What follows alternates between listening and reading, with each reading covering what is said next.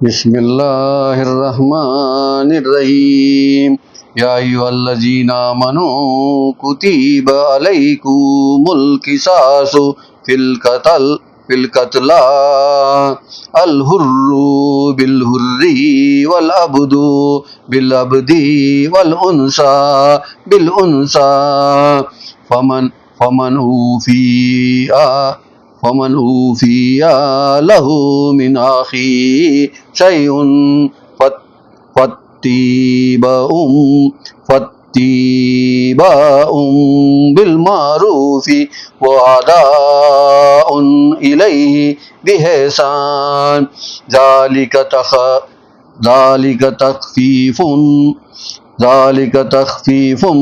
من ربكم ورحمة ومن اعتدى بعد ذلك فله عذاب علیم۔ اے ایمان والو، ان کے بارے میں جو ناحق قتل کر دیے گئے ہو تم پر قصاص، خون کا بدلہ خون لکھ دیا گیا ہے، یعنی آزاد کے بدلے آزاد، غلام کے بدلے غلام اور عورت کے بدلے عورت۔ ہاں، جس قاتل کے لیے اس کے ایمانی بھائی مقتول کے ولی کی جانب سے کچھ قصاص معاف کر دیا جائے تو اس معاف کرنے والے کو چاہیے کہ نیکی کا اتباع کریں، خون بہا کا مطالبہ کرنے میں سختی نہ کریں، اور جیسے معاف کیا گیا ہے اسے بھی چاہیے کہ خوش اسلوبی کے ساتھ خون بہا ادا کریں۔ یہ تمہارا پروردگار کی طرف سے رعایت اور رحمت اور آسانی مہربانی ہے، پس اس کے بعد بھی جو زیادتی کرے تو اس کے لیے دردناک عذاب ہے۔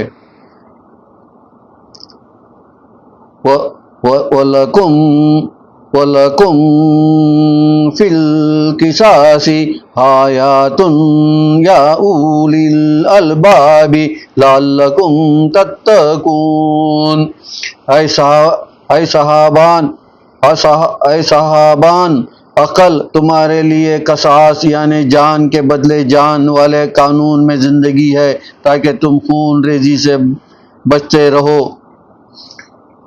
کتب علیکم اذا حضر احدکم الموت ان ترک خیرا الوصیۃ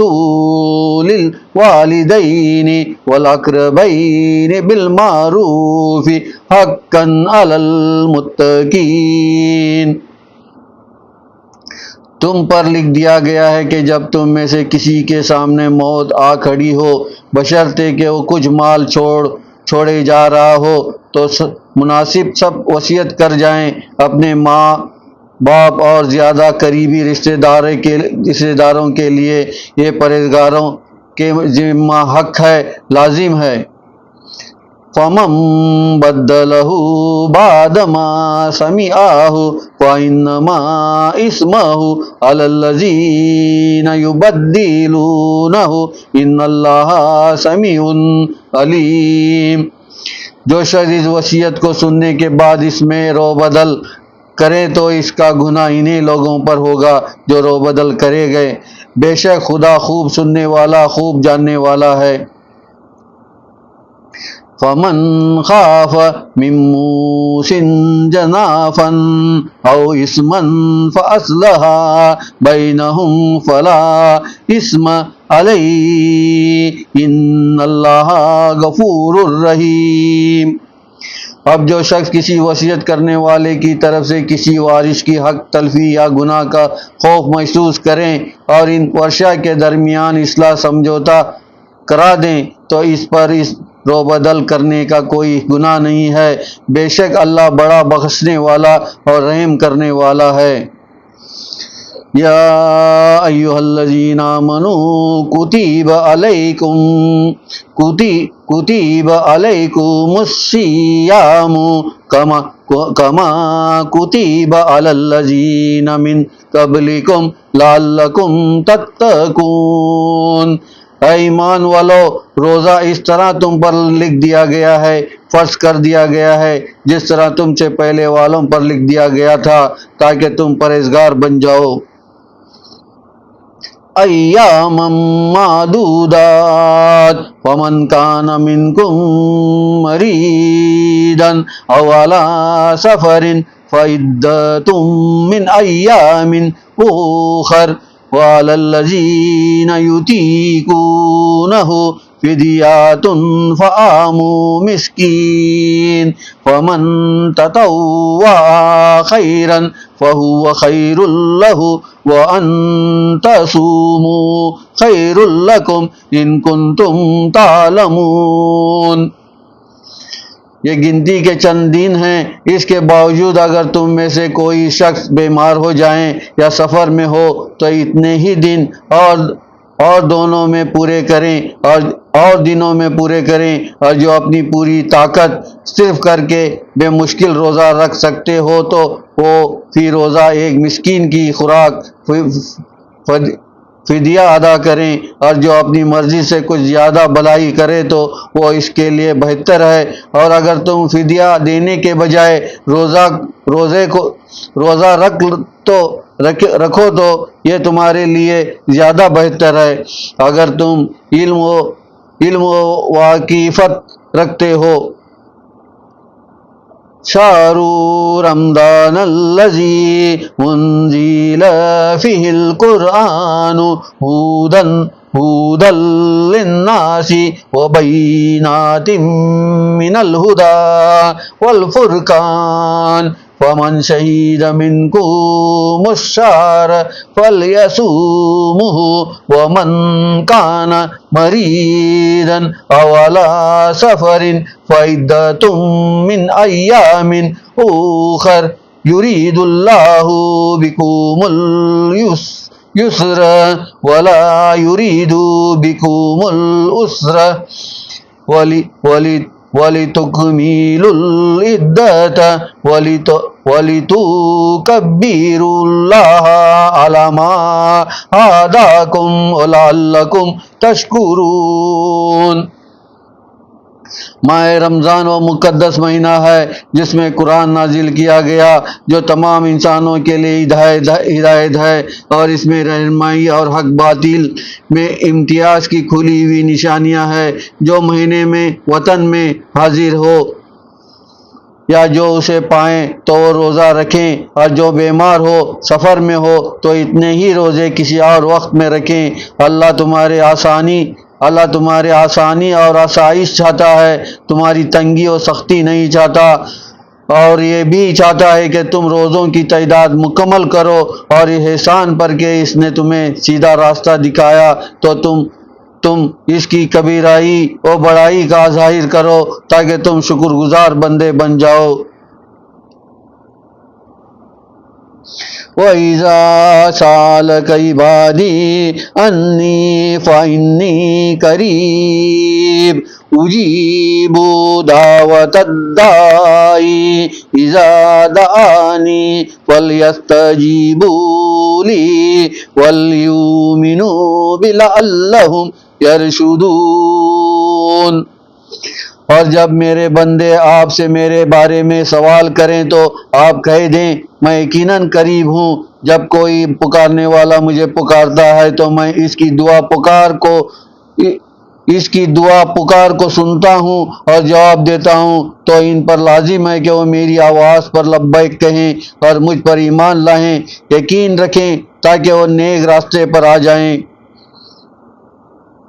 أُحِلَّ لَكُمْ لَيْلَةَ الصِّيَامِ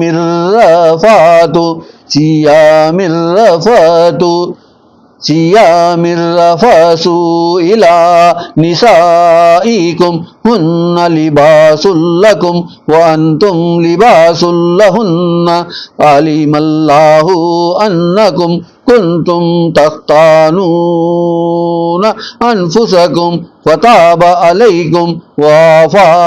عَنْكُمْ فَالْآنَ بَاشِرُوهُنَّ وَابْتَغُوا مَا كَتَبَ اللَّهُ لَكُمْ وَكُلُوا وَاشْرَبُوا حَتَّى يَتَبَيَّنَ لَكُمُ الْخَيْطُ الْأَبْيَضُ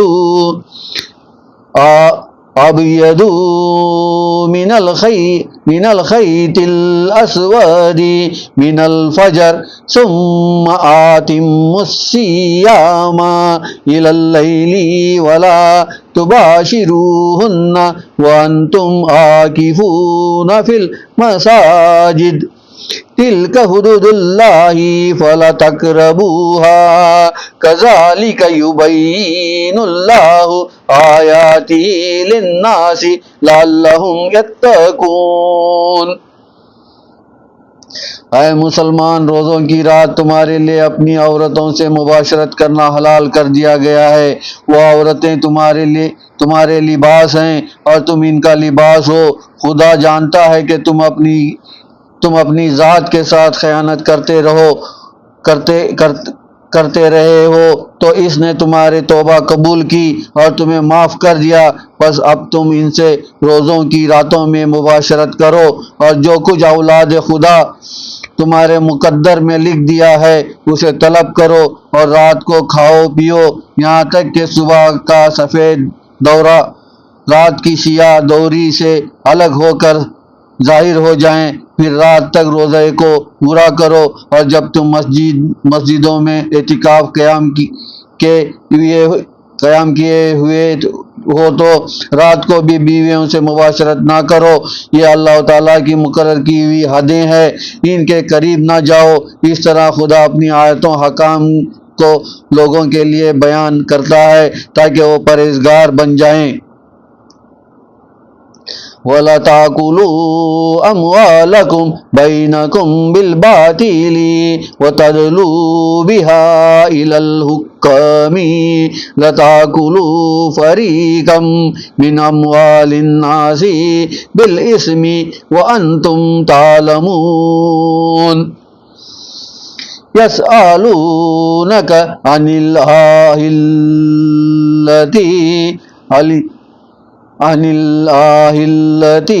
قُلْ هِيَ مَوَاقِيتُ لِلنَّاسِ وَالْحَجِّ وَلَيْسَ الْبِرُّ بِأَنْ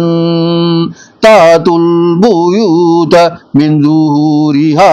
وَلَكِنَّ الْبِرَّ مَنِ اتَّقَى وَآتُوا الْبُيُوتَ مِنْ أَبْوَابِهَا وَاتَّقُوا اللَّهَ لَعَلَّكُمْ تُفْلِحُونَ۔ اے رسول صلی اللہ علیہ وسلم، لوگ آپ سے نئے چاندوں کے بارے میں پوچھتے ہیں کہ وہ گھنٹے بڑھتے کیوں ہیں؟ کہہ دیجئے کہ یہ لوگوں کے دنیوی معاملات کی تاریخیں اور حج کے لیے اوقات مقرر کرنے کا ذریعہ ہے، اور یہ کوئی اچھی بات نہیں ہے کہ تم گھروں میں پچھواڑے کی طرف سے پھانڈ کر آؤ، بلکہ نیکی تو یہ ہے کہ آدمی غلط کاری سے پرہیزگاری اختیار کریں اور گھروں میں ان کے دروازے سے داخل ہوا کرو اور خدا سے ڈرو، اس کے قہر و غضب سے بچو تاکہ تم فلاح پاؤ۔ وَقَاتِلُوا فِي سَبِيلِ اللَّهِ الَّذِينَ يُقَاتِلُونَكُمْ وَلَا تَعْتَدُوا إِنَّ اللَّهَ لَا يُحِبُّ الْمُعْتَدِينَ۔ اور تم اللہ کی راہ میں ان لوگوں سے لڑو جو تم سے لڑیں، اور زیادتی نہ کریں، کیونکہ یقیناً اللہ زیادتی کرنے والوں کو ہرگز دوست نہیں رکھتا۔ وَاقْتُلُوهُمْ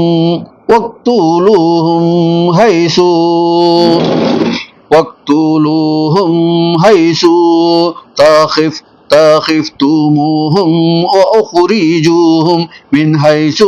أَخْرَجُوكُمْ وَالْفِتْنَةُ أَشَدُّ مِنَ الْقَتْلِ وَلَا تُقَاتِلُوهُمْ عِندَ الْمَسْجِدِ الْحَرَامِ حَتَّى يُقَاتِلُوكُمْ فِيهِ فَإِنْ قَاتَلُوكُمْ فَاقْتُلُوهُمْ كَذَلِكَ جَزَاءُ الْكَافِرِينَ۔ اور ان خواہ مخواہ لڑنے والے کفار مشرکین کو جہاں کہیں پاؤں قتل کر دو اور انہیں نکال دو جہاں مکہ سے انہوں نے تمہیں نکالا ہے، اور فتنہ پروری قتل سے بھی بڑھ کر بری ہے، اور مسجد الحرام میں ان سے اس وقت تک نہ لڑو جب تک وہ اس میں تم سے نہ لڑیں، اور اگر وہ اس میں تم سے لڑیں تو تم بھی انہیں قتل کرو، یہی کافروں کی سزا ہے۔